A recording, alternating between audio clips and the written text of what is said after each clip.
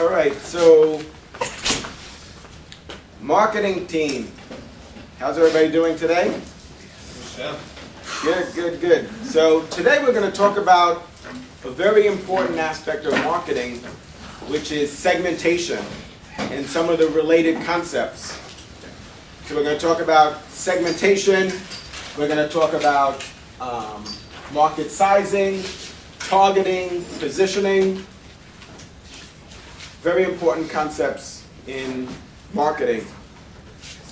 So I want to start our discussion by defining what is segmentation.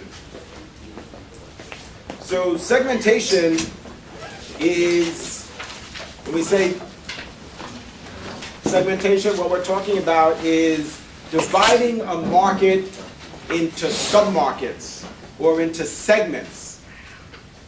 This is chapter 9. Everybody follow what I'm talking about? When we talk about dividing a market into submarkets, we're going to take a large market and we're going to divide it into smaller segments.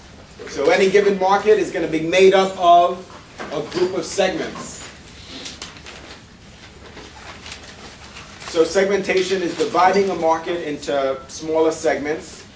And then once we do that, what we're going to do is quantify the size of those segments. We refer to that as market sizing. So right now I'm just giving you an overview. We're going to get into the details, but I want to give you the big picture as it relates to segmentation.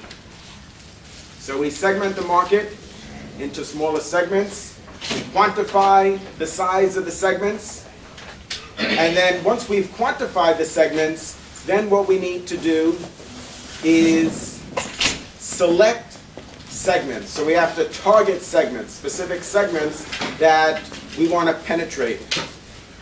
So we want to find, we want to identify segments to sell our product or service. And we need to do a market analysis to understand what segments are going to be more ideal versus other segments in the marketplace. And then we need to decide on how we're going to position our brand in the market. Because remember, we said all the products in a given category have the same generic functionality. Do you remember that? We said, for example, all cars provide the same generic functionality, which is? Transportation. Right, transportation. And what makes one car unique from another is that each car is wrapped in a brand. So we said the product is wrapped in a brand. And what's compelling about creating a perceptual map is that we're able to look at where our brand is positioned on two dimensions relative to our competition. So where we are positioned relative to our competition. So that's an overview of what we're going to talk about today. So let's talk more specifically about segmentation when we're dividing a market into submarkets. So there's certain criteria that we have when we're segmenting a market. So when we're dividing a market into submarkets, or sometimes we phrase it another way, we talk about aggregating potential customers into groups, right? So that's another way to look at it. But however you could wrap your head around it is fine. Basically, it means the same thing. Either we're dividing the market into submarkets, or we're grouping customers, potential customers, together. So what we want to do ultimately is identify segments that are large. Now, it doesn't mean that a niche cannot be something that's desirable for us as an organization, but most often what we want to do is identify segments that are large, reachable. So when we identify a certain segment of, let's say, people who play golf. Well, that segment can be pretty large in the United States, but importantly, we could also reach golfers. We're able to reach them. But to say, for example, that our segment is people with purple hair, well, that could be interesting, and something that we're fascinated by. Is that really a segment that's reachable? So golfers, we know. We know what programs they watch. We know what time they watch. They all read Golf Digest, for example. So when we talk about reachable, it means that we're able to communicate with them. We're able to communicate through advertising, for example. That's what we mean when we say they're reachable. So in other words, our marketing communications plan is something that they're able to view. Now, if we run an ad in Golf Digest, or we run an ad or a commercial during the time that there's golf being played, then aspiring golfers, as well as maybe some professional golfers, would have the opportunity to view either our TV commercial or our billboard. So that's what we mean by reach. Everybody's clear when we say that the segments need to be large and also reachable. So you might say, well, what does that mean, reachable? Reachable, so we could reach them, for example, with advertising. They have the opportunity to be exposed to our print ads, to our outdoor advertising, to our commercials, to our radio spots. If we can't reach them, that's a problem. You agree? You see why that creates a problem for us? Even though the market or the segment could be very large, if we don't have a way of communicating with them, then we don't have a way to create a favorable brand image, to build a level of brand awareness. Customer relationship. Right, develop a relationship with them. So the market needs to be large, reachable, and also the group that we're forming, the segment, must have similar needs and wants. So when we're aggregating these group of potential customers, when we're grouping them together, it's got to be a group of customers or potential customers that are going to have the similar needs and wants. Remember we talked about, we said one of the key marketing activities is identifying an unmet need. So we need to find out what their needs and wants are. So those that have similar needs and wants,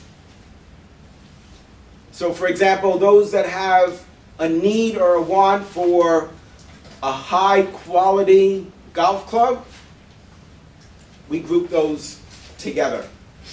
So they have similar needs and wants. Large, reachable, with similar needs and wants. And importantly, there's a fourth component in terms of the criteria that we use in forming segments.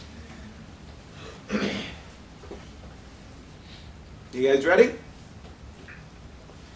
The fourth criteria is that they will respond in a similar way to the marketing mix. What does that mean? What does that mean that we say that now that we've aggregated these group of potential customers, that one of the important criteria is that they're going to respond to the marketing mix in a similar way? First of all, who could tell us what is the marketing mix? The 4 Ps. And what are they? What are the 4 Ps? Well, that was interesting. Your hands were doing like this, and his mouth was moving, right? That's good. You guys worked that out beforehand? That's amazing. They rehearsed that. They rehearsed that. You're doing that outside? So, product, price, place, promotion. So, in other words, when we set the price at a certain level, that means that customers, potential customers in that segment are going to buy. Or when we develop and run a particular commercial, that the people who see it are going to have a similar reaction, that it's going to get their attention, that it's going to create interest, that it's going to stimulate desire and get them to take action. Would that be one of the concerns before you aggregate? And before you break it up into groups? Right, that would be one of the concerns, is because remember we talked a lot about that we want to customize the marketing mix. We want to tailor the marketing mix to meet the needs of a particular segment. So when we have, let's say for example, all men. Okay, but are all men going to buy golf clubs at that price? See, that's what we're trying to determine. Are all men going to react the same way to a particular advertising commercial? Now we know in the US, for example, the US is very diverse. So there's people of different ethnic backgrounds. So you have in a given market, even if we take New York, you have African Americans, Caribbean Americans, Asian Americans, Hispanic Americans, and so on and so on. So are they all going to respond to our commercial the same way? No. Are they all going to have the same reaction? No, so we need to anticipate that. So when we form a segment, we want it to be large, reachable, the members of the segment to have similar needs and wants, and more often than not, they're going to respond to the marketing mix in a similar way. Not always, right? It's not perfect. It's not going to say every single person in that segment is going to respond the same. But ideally, why? Because that's going to be cost efficient for us. Questions? So one of the things we need to think about is, well, that being said, so we know what the criteria are. Who could tell us? What are the 4 criteria? Go ahead. Okay, so the group must have similar needs and wants, and which they also have to be large and reachable, right? And they will respond to the marketing mix as like the same. Right, in a similar way. So now that we know what the criteria is, the next thing is, well, how do we segment the market then? We know what we're trying to achieve, so we have the criteria. That's smart. We identify that first. What are the criteria? But then the question is, well, how do we go about segmenting a given market? So there's a number of ways that we could do that. So let me tell you what some of the key ways are first. Demographic segmentation, geographic segmentation, psychographic, and behavioral.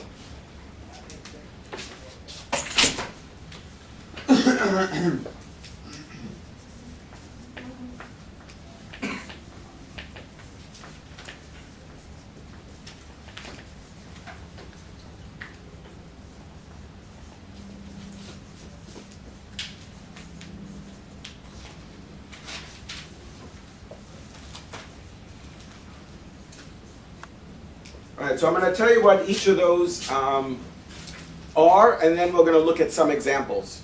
So what I've just shared with you is that some of the ways that we could segment a market, we said that means dividing a market into submarkets or segments, is demographic, geographic, psychographic, and behavioral. So a demographic segmentation means that what we do is we divide the market into segments based on, for example, gender, race, religion,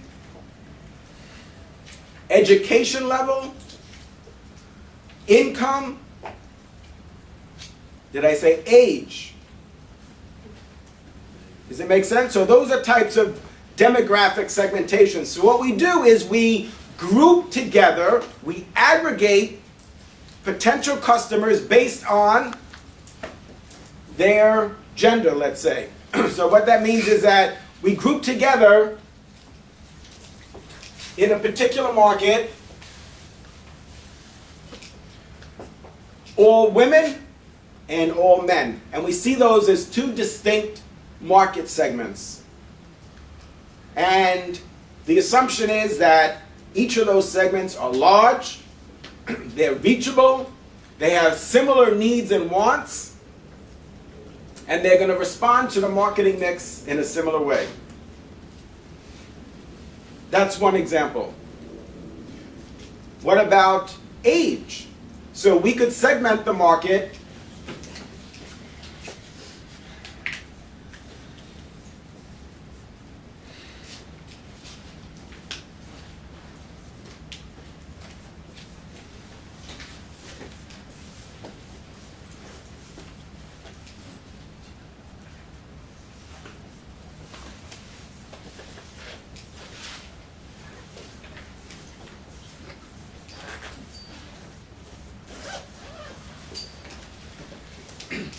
So what this suggests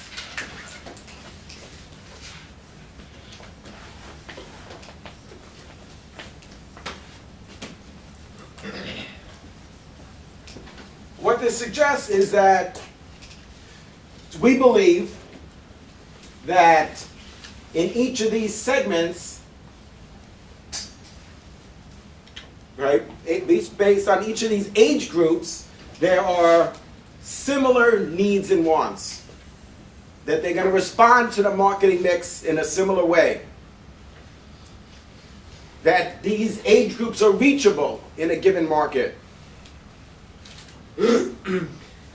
Now, it doesn't need to be 18 to 25. Maybe our research says 18 to 35 and 36 to 55.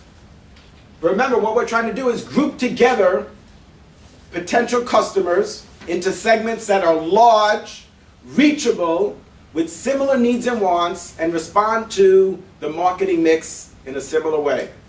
So let me give you another example of what we mean when we say responds to the marketing mix in a similar way. So another example would be when we talk about place, when we talk about distribution. So in other words, if we say they respond to the marketing mix in a similar way as relates to place, might be that they do all their shopping online. Now that's a key takeaway. So when we think about whether or not this is a compelling segment, and we say it responds to the marketing mix in a similar way, that would be a really good example.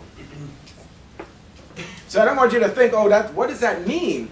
Responds to the marketing mix in a similar way. Well, that would be a good example. That means that people in this age group, let's just say, they shop online. Now that's very important because that means that we need to have a virtual store. This age group, an older age group, maybe they shop very little online.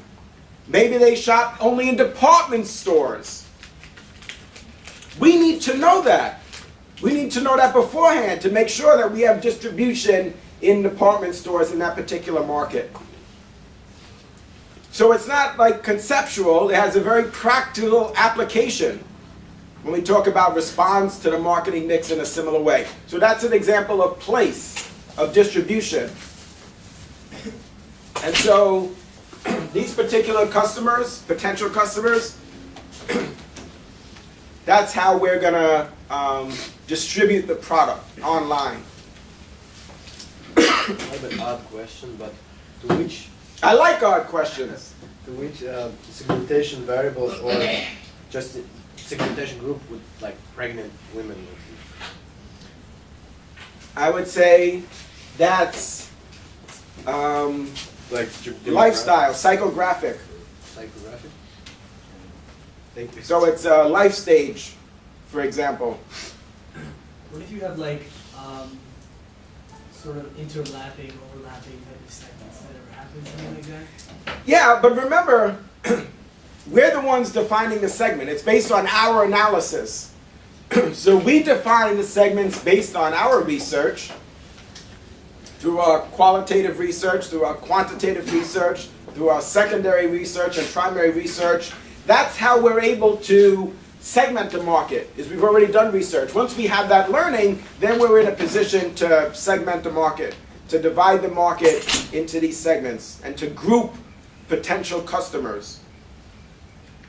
And then we name the segments. We decide what the names of the segments are going to be. So, for example, we could name each one of these age groups whatever we want. That's up to us. So that's why it's so important for us to understand this, because for you to add value in an organization, you need to be able to think critically like this. You need to be able to do this type of critical analysis, because what's going to come out as a result is going to be a significant opportunity for the company. And the way that you're going to segment the market very often is going to be different from the way somebody else is going to segment the market.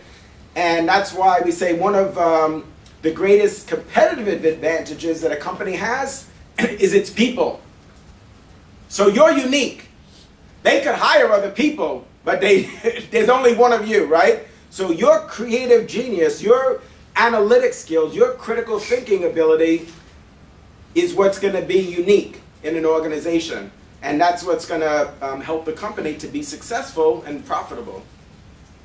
Somebody had a question here? Go ahead. Yeah, can you explain again what is psychographic segmentation? Yes, we're going to get to that, but I want to try it. So I gave you an overview of what those ways that we could segment the market. So we're going back now to talk about demographic segmentation, geographic segmentation, and so forth.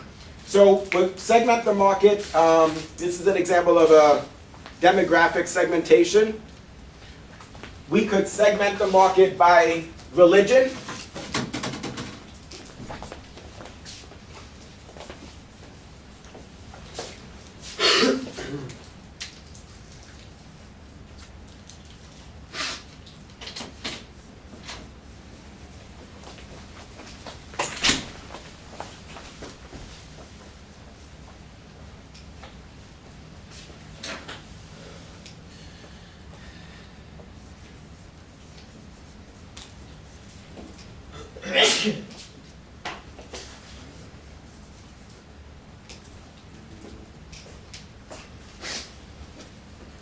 Now, why is this significant? Now, these types of segmentation that I'm sharing with you, we know as marketers have relevance, have significance.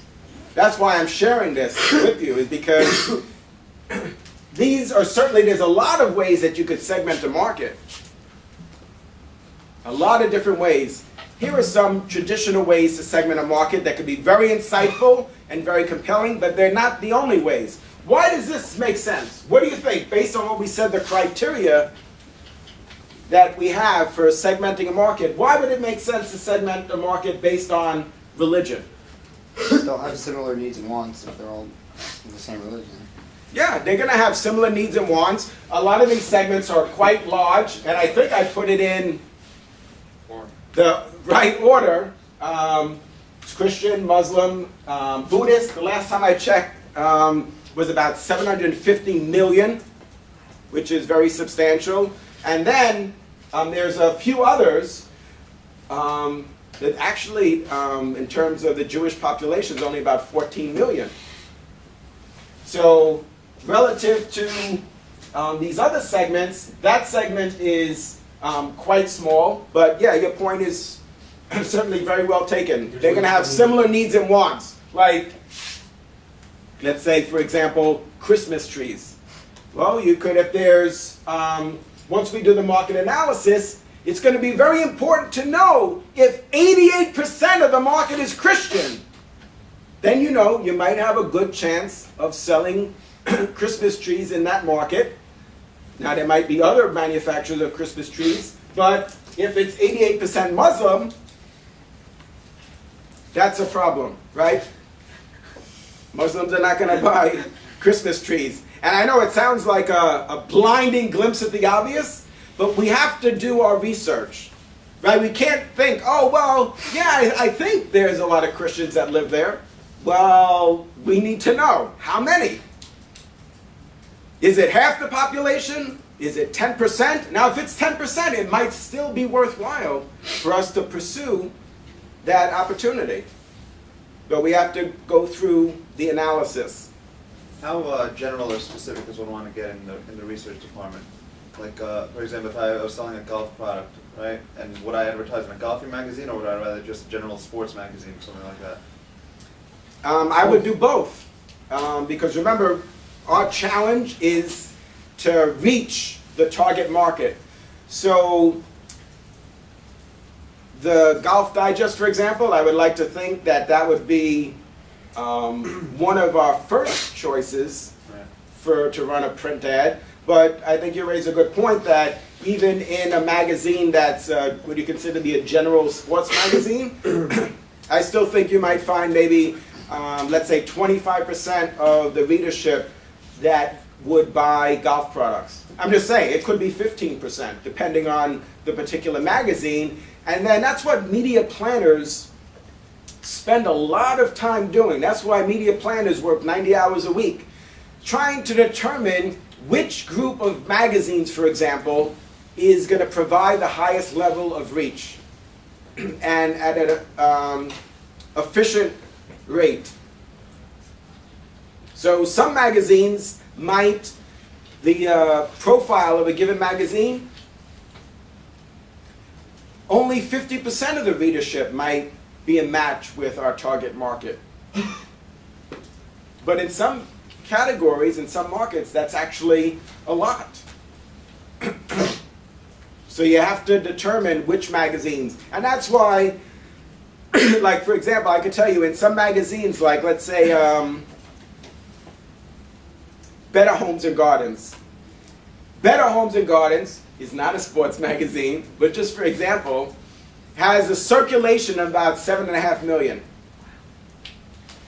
which is a lot. It's really a lot.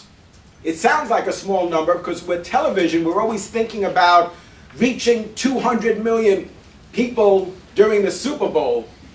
But for print, actually 7.5 million, a circulation of 7.5 million is is an indication that that magazine has one of the highest levels of circulation. Not the highest, but certainly one of the highest. And a full page color ad for 1 month, right? So one insert is almost $400,000. So you think, $400,000, I always hear them talking about spending $50 million on an advertising campaign. Yes, $400,000 times 12 months is what? Almost $5 million. And then one magazine is definitely not enough. I can tell you from my own professional experience, generally we advertise in 10 to 12 magazines. So now went from what? $400,000 a month to now you're talking about spending, if you were just to spend in print, right, you could easily spend $30, $40, $50 million. Now mind you, other magazines that have less circulation are going to charge less for a full page ad. So some of them might be $300,000, some might be $200,000, some might be $100,000, $50,000. Yes, go ahead. But for that magazine, yes, there's 7 million subscribers and viewers of it, but isn't it a very wide base? Like, how do they know how to corner that market? Who are they advertising to in that case? Because there's going to be so many different types of people reading that magazine. Right, so absolutely. So one of the challenges in advertising is that there's waste. That we're reaching people who are not in our target market or are not part of the target audience. What media planners do is try to minimize the waste. But for example, one of the former executives at Procter & Gamble, which you know is a very successful marketer of consumer products, one of their former executives said, this is like maybe 20 years ago, 25 years ago, but it's so relevant to your point. He said, I know that 50% of my advertising budget is wasted. The problem is, what you just said, I don't know which 50%. Now, that's just a realization of the market, right? You're right, but it's not perfect efficiency. We know that we're reaching some of the target audience, but we also know that there's people who's reading the magazine who are not part of our target audience. So we're going to try to pick the magazines that have the best CPM, cost per thousand, and those that are going to reach a greater percentage of our target audience. But in some cases, we have to use a publication that is going to reach people that are not in our target audience. That's one of the, certainly the disadvantages of advertising on television is, yes, of course, you're going to reach a lot of people advertising on television, but you're going to reach a lot of people that are not in your target audience. So if you sell soda, for example, then television would be a good way to advertise, whether it's during the Super Bowl or any other time. Because pretty much, you would like to think that everyone is your target market. That certainly would be the aspirational goals of Pepsi or Coke, although there's quite a few people who don't drink soda. But those non-users, maybe they would try the product. So those are examples of demographic segmentation. We could also segment the market by geography. Go ahead. Do any of these ever overlap that it gets that specific in trying to target like a very specific section of the market?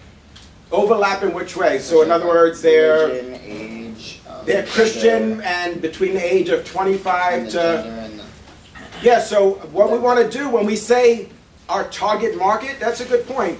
When we talk about our target market and defining our target market, well, that's what that means. So in other words, if somebody says, who is our target market? You should say, our target market is men between the ages of 18 and 45 who have at least a high school education and live in the United States and are of any race or religion. So that's all inclusive. So it says that, yes, they are in that age group and they could be 28 to 45, but they could also be Hispanic American or Asian American and Caribbean American, and they have high school education. Right, so there's that overlap. Is that what you're trying to say? Is that right, they're both? right. That they're in that age group and they're also Jewish and they have high school education. So and that's fine. That's what we need to do when we define our target market. But then what happens is our target audience, which is who we want to reach with our advertising, is very often a subset of our target market. Do you see why that is? So in other words, our target market, let's say, is all men 18 to 45. But then our target audience, and we're going to have several target audiences, right? That's who we want to reach with our advertising, is we're going to have an advertising campaign that's trying to reach Asian Americans. An advertising campaign that's going to reach Hispanic Americans. An advertising campaign to reach African Americans. So each advertising campaign is going to capture this idea of multicultural marketing, that you want your advertising to resonate with the target audience. It's something that people have got to connect with. Now, let's say you want to sell a product to 18-year-olds. You're not going to have me in the ad. They're not going to want to buy a product that I use. They want to see you guys. They want to see you. Say, yeah, look at him. He's cool, and oh, he looks like a college kid just like me, and he wears $300 sneakers and $250 jeans. So you want to be able to connect with the target audience. So that's why we customize our ad campaigns. And especially in the United States, it's certainly very relevant because the market is very diverse. And the segments are also large. The Hispanic American population in the United States is increasing very rapidly. The Asian American population is increasing very rapidly. African Americans in the United States are approximately 12%, which is what? That's more than 35 million people. That's a pretty big segment. That makes sense to customize a advertising campaign that African Americans can connect to. Is that right? Do you guys agree? Does that make sense? And then, for example, let's say for Hispanic Americans, you're going to advertise in magazines that are read by Spanish-speaking Americans, and you're going to advertise on TV stations like Telemundo, for example, that run programming in Spanish. So that's what they want to see. That's what the customers want to see. Is that what you guys want to see when you're purchasing a product? You want to see an ad that's representing your lifestyle, or maybe it's aspirational, so it's representing the lifestyle that you desire.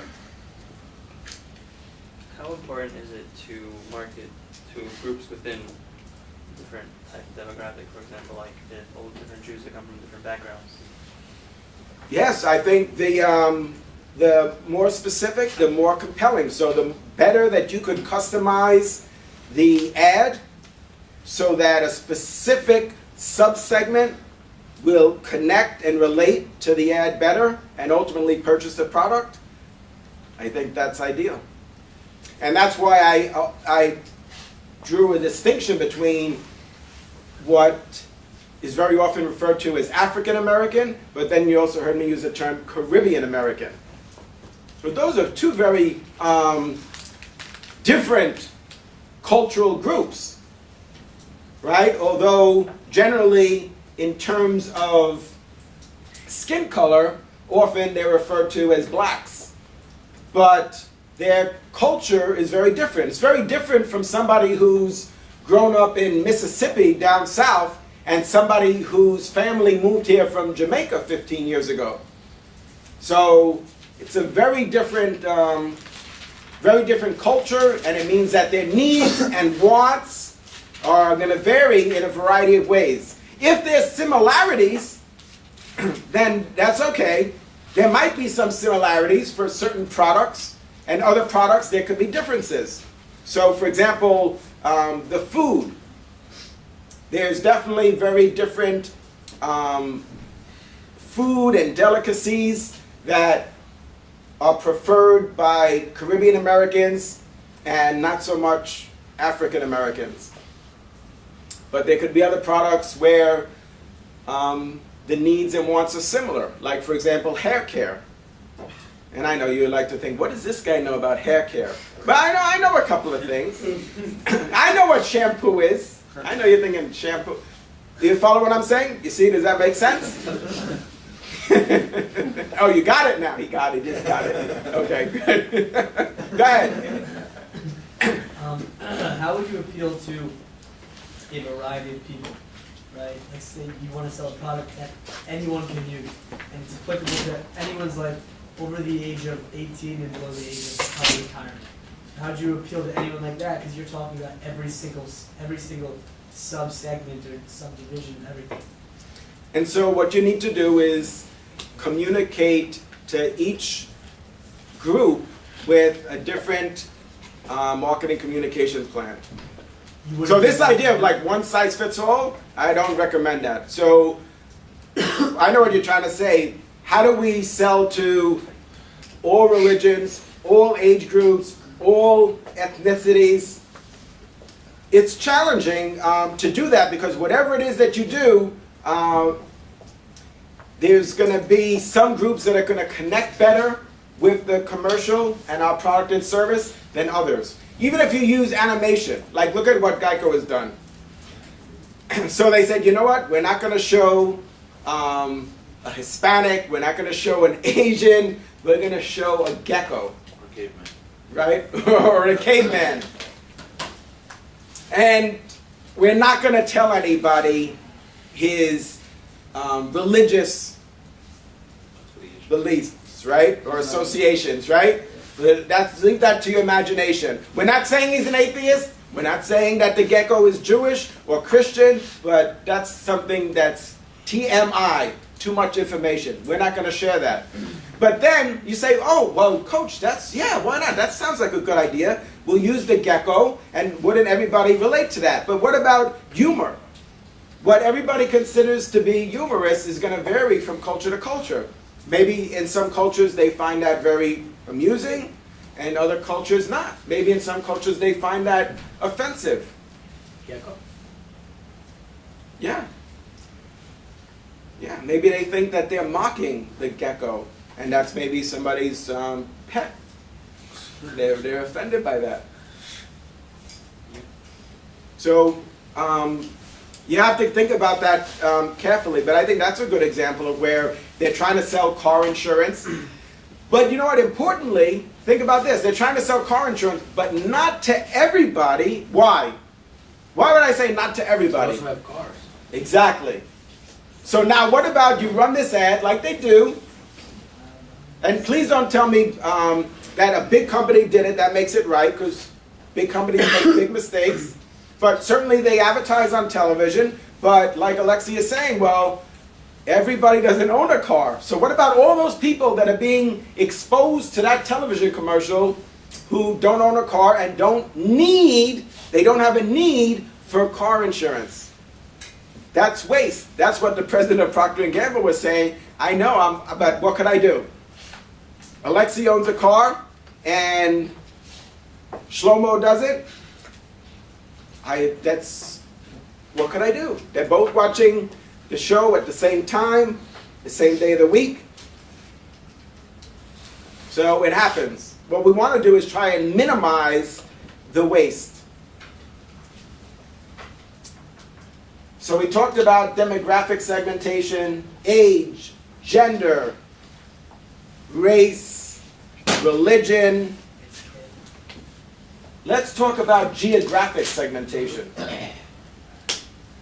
So geographic segmentation could be based on region. So the idea is that we believe that people who live in a certain region have similar needs and wants and are going to respond to the marketing mix in a similar way, are reachable, and the segments are large.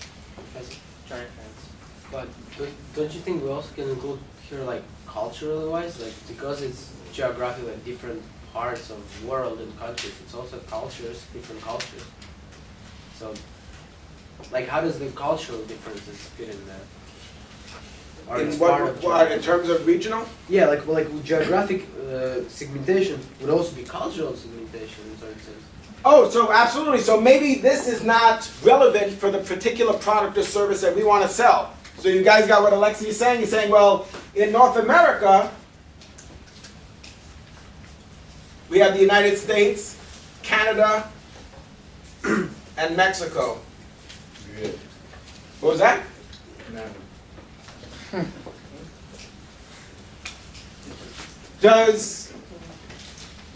Does that make sense for the product or service that we want to sell? Maybe what Alexi is saying is, you know, that in Mexico, right, the culture is very different than, let's say, in Canada or in parts of the United States. Although there's a lot of Spanish-speaking people in the United States, the language you speak does not always indicate a common culture. Because there are people speak Spanish all over the world, and the cultures are very different. And also the Spanish, the dialect of Spanish is very different. So Alexi brings a good point. So maybe this is not appropriate for our product. North America, South America, Latin America, etc. Or if we look at, let's say, Asia, for example. So we have Korea, Japan, China, just for example. Wow, but I mean, yes, they're Asian, but certainly there's vast differences in the culture there, in each of those countries. So maybe this is not the best segmentation. Maybe we need to look at, instead of at the region level, maybe if we're focusing on that region of the world, then maybe we take it to the next level and we focus on specific countries. China, which has 1.3 billion people. India, which also has about 1 billion people. Japan, Korea. And by the way, what I just did, you see what I just did here? By quantifying the population, that's referred to as market sizing. Right? What I just did is quantify the size of the market by saying that 1.3 billion people live there. It could be in dollars, it could be per capita income, it could be the number of people. But we want to know, once we segmented the market, the size of each segment. Do we prioritize because of that? Yeah, so one of the things that we're going to look at after we've identified these segments is which ones are the largest, which have the greatest level of expected growth,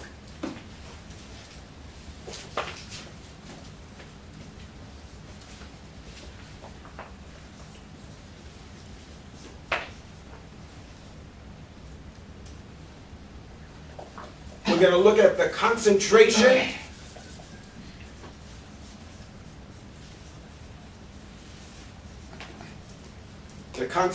of the market. So the size, the growth rate. Remember we talked about the Boston Consultant Group model?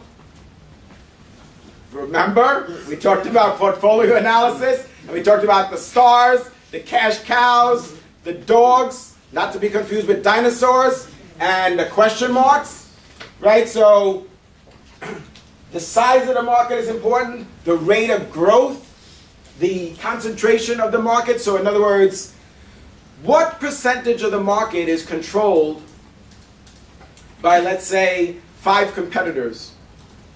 So in other words, is the market highly concentrated? Or is it highly fragmented? So a market that's highly concentrated, for example, is wireless communication in the United States.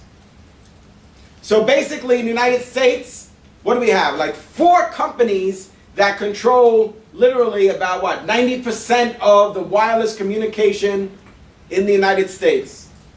The largest is AT&T, then Verizon, then Sprint, and T-Mobile. Right? Aren't those the 4 largest competitors? So that's very different from a market in which you have 100 competitors make up 90% of the market. If 100 competitors make up 90% of the market, then what? That's highly fragmented versus highly concentrated. That's going to have an impact on how we view the level of market attractiveness. So we need to take that into consideration. Also, Michael Porter has a model, a market attractiveness model known as 5 forces. And the 5 forces model looks at some other aspects, such as the level of rivalry. So the level of rivalry is an indication of how attractive the market is. So if the level of rivalry is very high, then the market is less attractive. Threat of substitutes. If the threat of substitutes is high, then the market attractiveness is low. So for example, if we sell milk in a particular market, then what would we be concerned about? The milk sellers? And Orange juice. orange juice, right? That's an example of a threat of a substitute, that people might drink milk produced by other farmers, other dairies, other branded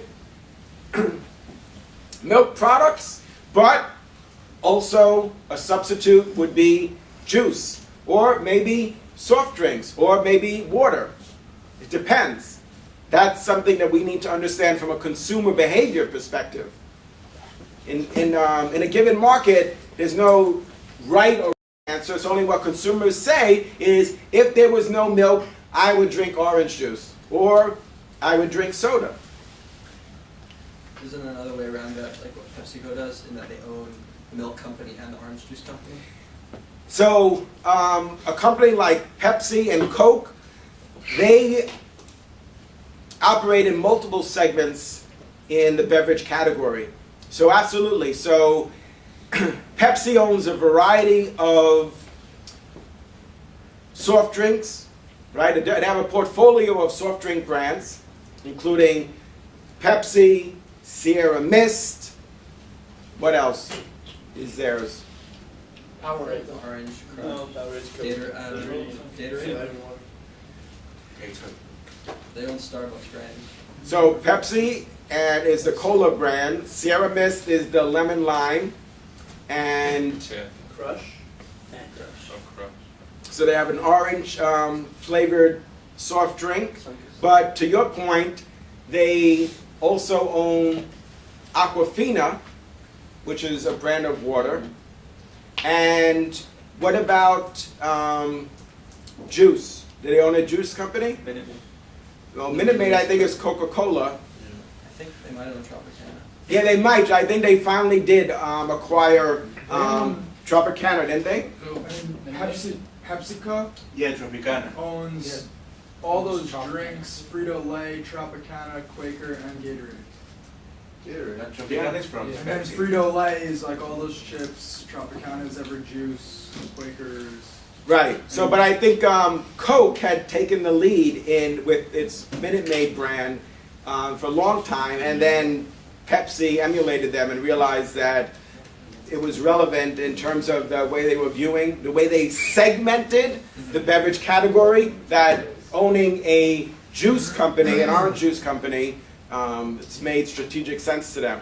But both of them are very adamant that they don't want to sell alcohol.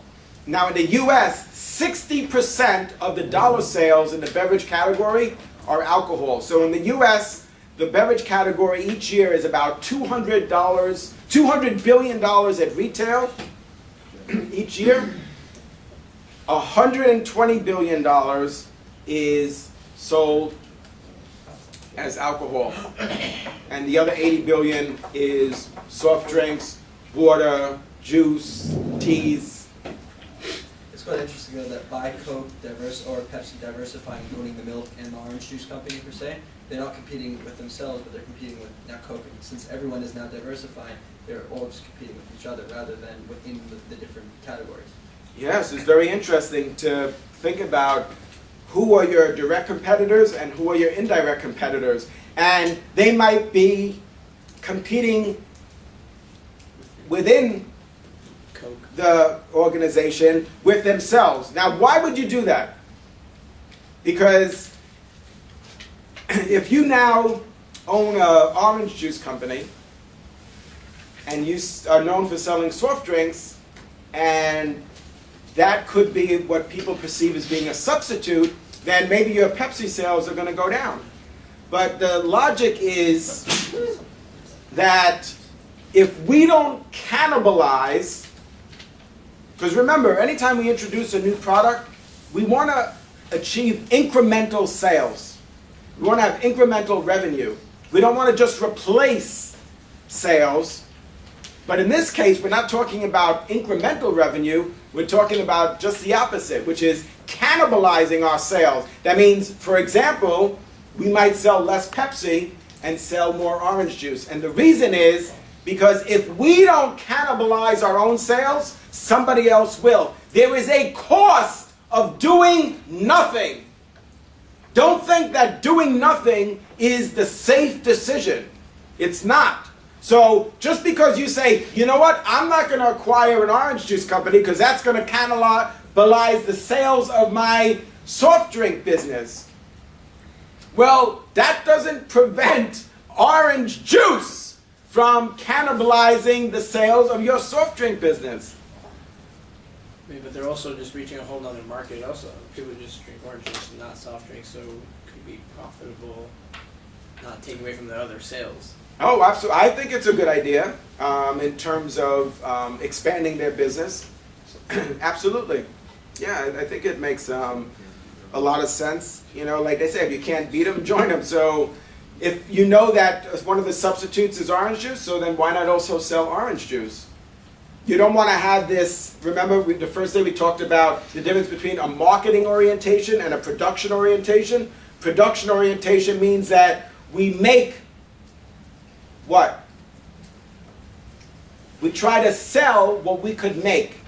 Whereas the marketing orientation is we make what we could sell. Remember we talked about that distinction?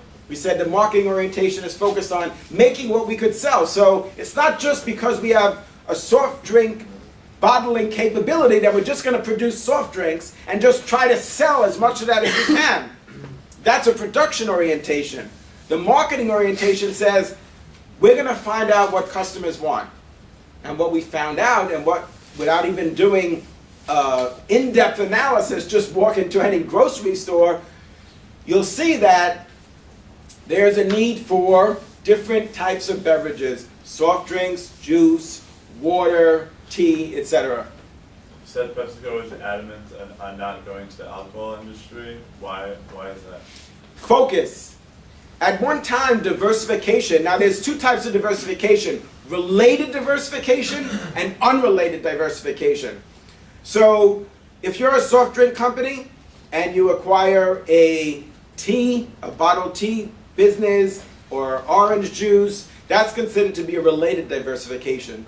Now what companies did in the 70s, which was considered to be very common, were any of you born? Were any of you alive in the 70s? I don't even think so. All right, maybe that was a bad example. But anyway, in the 70s, right, which was like at the dawn of time, basically, right?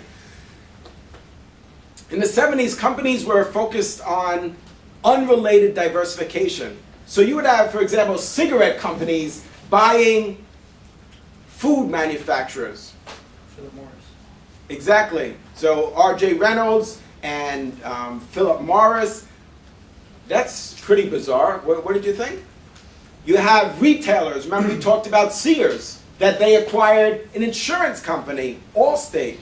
They acquired a brokerage firm, Dean Witter, and Discover Financial Services. What does that, I mean, you're a retailer. And at that time, or just prior to that, they were the nation's largest retailer. What business do you have owning an insurance company? Your stock and trade is retail. But that was very common.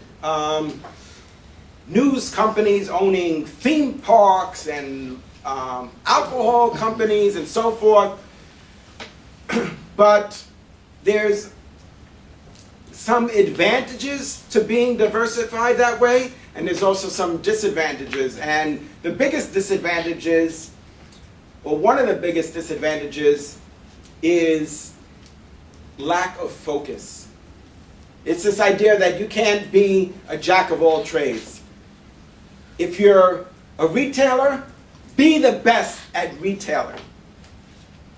But you can't be a retailer, right? It's very challenging to be an effective retailer, to be an effective merchant, and also run an insurance company and a brokerage firm and a credit card business.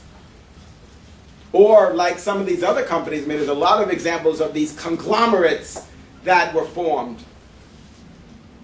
Companies that own, like General Electric, for example, still today is a very large conglomerate and has a very diverse holdings. They've been very successful. It doesn't mean that some companies can't be successful with diverse holdings, but the reward on Wall Street, if you will, is on companies that are focused. And they believe the more focused, the more profitable the company is going to be. So the paradigms shift, but that's the way the market is today. All right, so we talked about demographic, we talked about geographic, and what else? What else did I mention? Psychographic. Psychographic is about lifestyle. Lifestyle and personality. So when we segment the market by lifestyle, that means that we believe that a certain lifestyle has similar needs and wants, and that they're going to respond to the marketing mix in a similar way. Like, for example, what would be an example of a lifestyle? Somebody mentioned before, they said, what about if you're pregnant? Didn't one of you guys ask that? Do I look like I'm pregnant? People always ask me, when is the baby coming? And also they said that, well, you know, if things don't work out for you, you know, Christmas is coming, they're always looking for Santa Claus on 34th Street, so keep your options open. But I told him, I said, I could never do that. Santa Claus had hair, right? Lots of it. So in terms of lifestyle, there's golf. Yeah, golf is certainly different types of sports, but also your life stage. So for example, married with kids. So like life stage would be single, married, married with kids,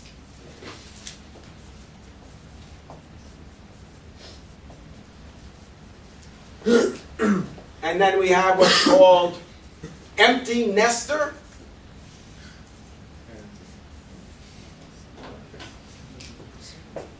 What does that mean, empty nester? Okay. Right, when you finally get the kids out of the house, right? So what this says is that people who are single, right, and we're talking about lifestyle, people that are single have similar needs and wants and are going to behave to the marketing mix in a similar way. Is that everybody who's single? No, it's not. But remember, we're looking for ways to segment the market that are going to help us to operate efficiently and to be profitable and maximize our sales. So maybe this is not the best way to segment the market for our product and service. Married, same assumption. Married with kids, empty nesters. So those are different life stages. Go ahead. So like Gerber, they sell life insurance, but they sell babies life insurance. Mm-hmm. So is that them segmenting the market away from another baby food company where they're just selling baby food? With Gerber, you are getting your baby food and, you know, getting the, you know, your kid needs insurance. Well, I think what I'm hearing you say is that what they did is they identified the market as life insurance. As baby food. Right, I know. Gerber is the one that sells the insurance. But what I'm saying is that they segmented the market, the life insurance market. And they said that there's different segments. There's babies who need insurance. There's teenagers that need insurance. And then adults within different age groups that are going to need insurance. So I think the way they're looking at the market is smart, because they took this huge market, life insurance, and they said, this is the way we're going to break down the market, and we're going to target, right, when we're targeting, what we're doing is selecting a segment or multiple segments, we're going to focus on this segment. The segment for life insurance for babies. Yeah, I think that's compelling. Now, whether or not they decide to target these other segments is, a different business model, but I think that them focusing on this segment is also relevant to their brand. So in other words, when we brand a product or service, we have to think about whether or not it's logical to brand that product or service with that particular brand. So we have to look at the brand elasticity. How far could we stretch our brand? Now, Gerber, as you were suggesting, is a very well-known marketer of baby food.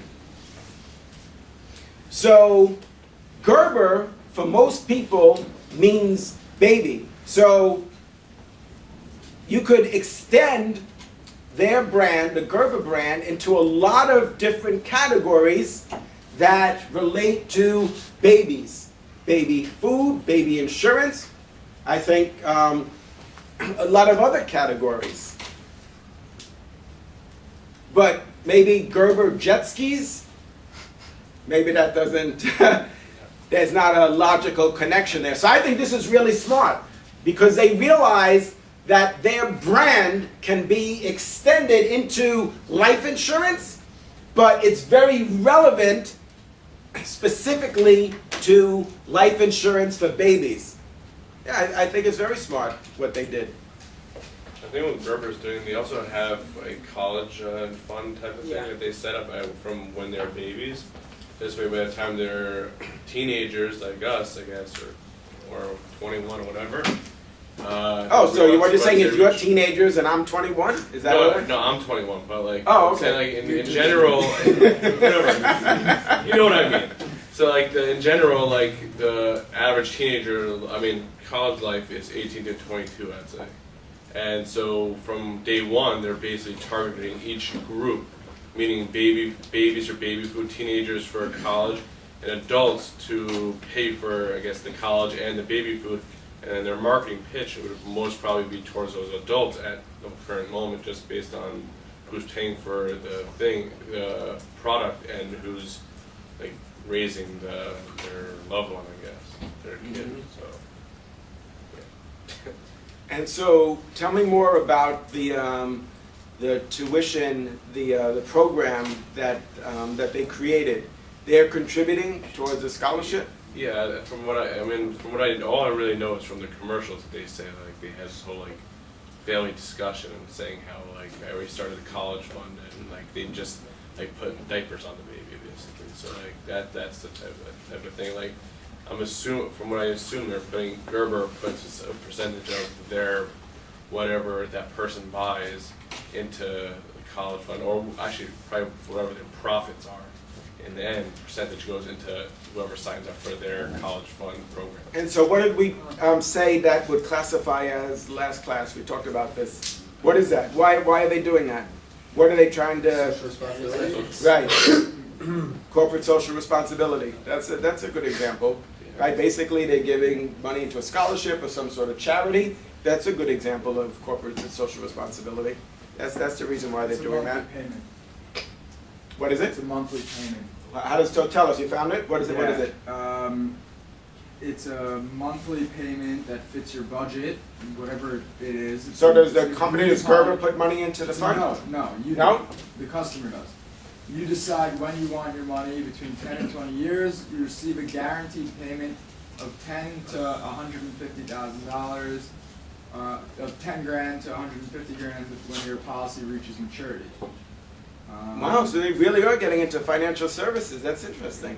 So, I mean, So they it makes- basically it are makes selling sense. annuities. If they had to stop making baby food, right, they'd have no more source of income. And they have this life insurance plan. And the life insurance plan needs to be backed by some capital. So the only way to guarantee that they'll have that capital to pay that plan is the babies that stay alive for 18 years, That get go to to college. college, yeah. and they swallow all the life insurance money that they don't need to pay out, and that goes to the college fund. No pun intended, right? Yeah. Yeah, okay. All right, so it's a good example. Maybe we'll have a chance to revisit that in another class. It sounds like an interesting company to study. Before we go, I just want to touch upon this. I don't want to rush it, but just to give you some insight, and we'll talk about this again next class, about behavioral segmentation, which has to do with usage rate, and another example is product benefit. So let me just tell you this quickly, and then we'll start with this next time. But in terms of usage rate, we have heavy users, moderate,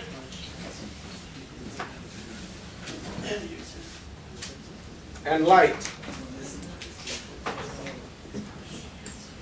And we'll also talk about product benefit and how that's a significant way to segment the market. So a good example would be toothpaste, for example. What they do is they segment the market by the benefit that the customer wants. So for example, some customers buy toothpaste because it fights cavities. Others, white teeth. Others, fresh breath. Others, fights plaque, etc. All of those are compelling ways to segment the market. All right, before you go, what I want to do is give you this sheet, which is a review of Chapter 1.